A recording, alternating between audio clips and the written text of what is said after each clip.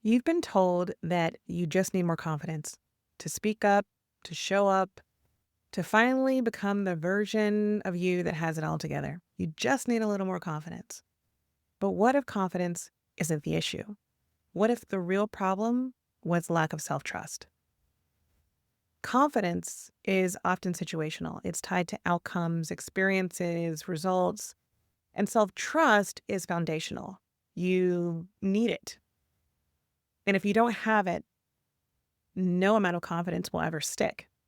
Welcome to the Core Happiness Podcast. I'm your host, Casey Banks, a mindset and positive psychology coach. On this podcast, we discuss all things related to creating happiness from within. So let's do it.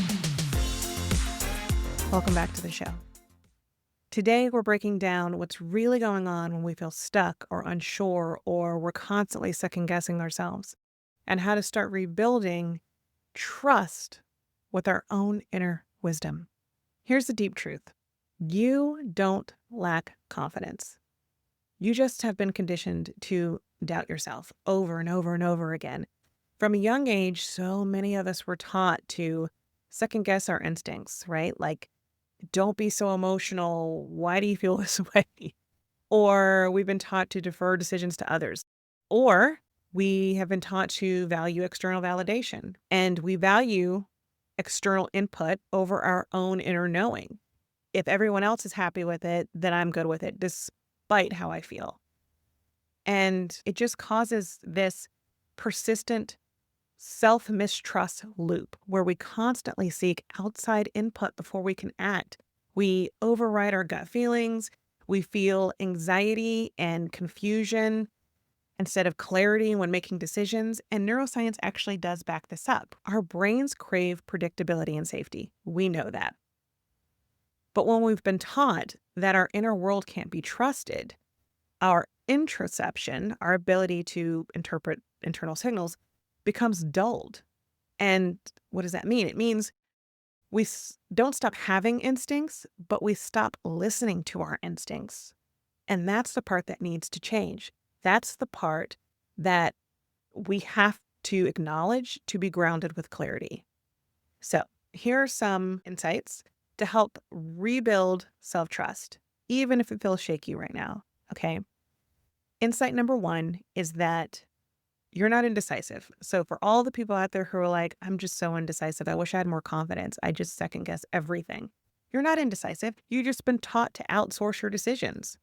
Research shows that people, especially women, experience higher level of decision fatigue, especially in caregiving or leadership roles. And this is due to a constant need to evaluate impact on others. Now, that's not a lack of intelligence or clarity. It's about chronic overthinking from over-responsibility. So what do we do in that situation? We start by noticing how often we look for permission before we make choices. And who do we look to permission from? And then it always helps to build confidence by doing, right? Build self-trust the same way. Build self-trust by doing. So practice micro decisions that you can make daily without consulting anyone else. That is what you pick out to wear, what you're eating, what you watch on TV, listen on a podcast. All of those are micro decisions. Those are decisions where you can trust yourself and you don't have to consult anyone. And then just remind your nervous system. If your nervous system is like, oh, I'm going to make the wrong choice, I'm going to wear the wrong thing, remind yourself that you are safe to choose and it will be okay. It will be okay. You can choose and it will be a safe choice. You'll be all right. This allows you to start to retrain your brain to associate choice with safety and not risk. Now, the second insight is that self-trust is built through interoceptive awareness, not more thinking. And interoception is your ability to detect internal signals like hunger or fluttering in your gut, right? Or a calming breath, or maybe it's tightness in your chest and anxiety.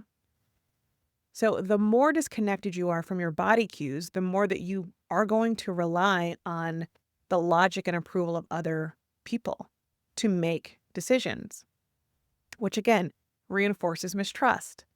So, one simple practice is to just really get into feeling your body. Get out of your mind and into your body and just ask yourself, what am I feeling physically right now? You don't have to label it, don't judge it. You just ask yourself, what am I feeling? That's it. And especially before you make a decision. This comes up so often when I'm talking to a coaching client and they'll say, I know I need to do X, Y, and Z. I need to do blah, blah, blah, blah. And they're thinking logically. Logically, this makes sense. This is the next right step. But as they're talking, I can see them shrink in on themselves. I can see the light drain from them. Their body language is the complete opposite of this is the next right step. And so I'll say, what's going on with you? What are you feeling? What's happening? Why are you having this physical reaction? And they'll say, like, I know it's the next right thing to do, but I worry about, or I doubt this, or I feel this. Like, your body's talking to you. Don't ignore that. There's a reason. So maybe that's not the next right step. Maybe you need to take stock of what you're feeling and why, and then make a decision.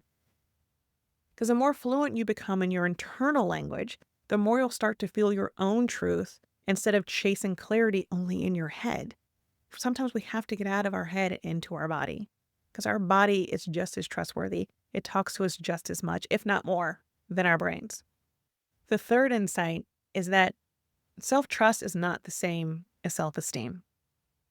Self-trust is the predictability of yourself.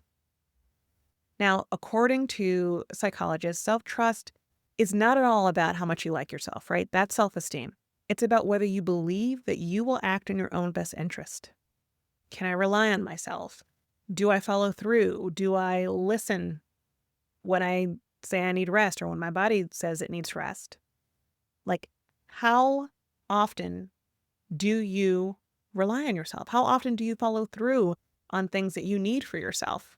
So choose one small thing today, just for you, not out of obligation, not out of appearance, not for anybody else, just for you, and honor it. What do you need today? How can you show up for yourself today? Did you follow through for yourself today? That is how the brain starts to rewire itself to build trust. It's through consistency and not pressure. So let's pause here for a second, because most people wait for confidence to show up before they take any type of action. But what's important to realize is that confidence is a side effect of self-trust. It is not the starting point. You don't need confidence to move forward. You don't need to feel sure. You just need to feel safe to move.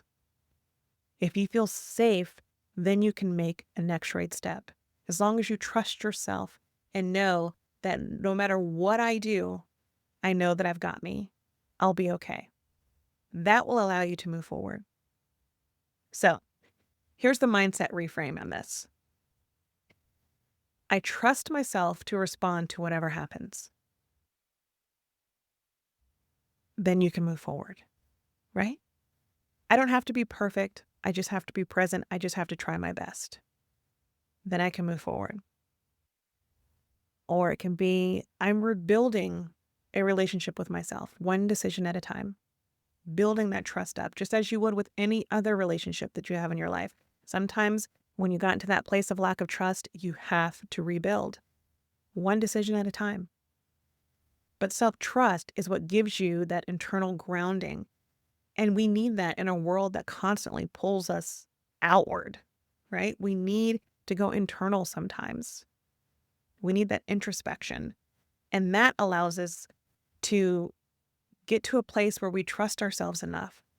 And that trust is where we can speak up even when our voice shakes, or we can say no without guilt. We can start again without shame. We know from our trust, our self-trust, that it's not failure, it's a learned experience, right? I just learned what not to do next time or how to be better next time. That's self-trust. And it's not that confident people don't feel fear. I'm sure that they do. They just know and trust that they can count on themselves to get through it. And that's what we're building here, that quiet power of internal self-trust.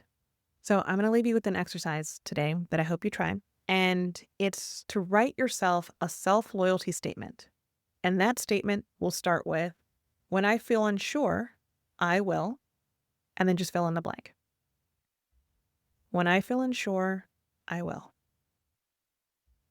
Examples could be, when I feel unsure, I will pause and check in with my body, see how I feel before reacting or before making a decision. When I feel unsure, I'll remind myself that I have survived hard things before, that I can do hard things. When I feel unsure, I will choose the next right step based on how I feel, even if it's not perfect.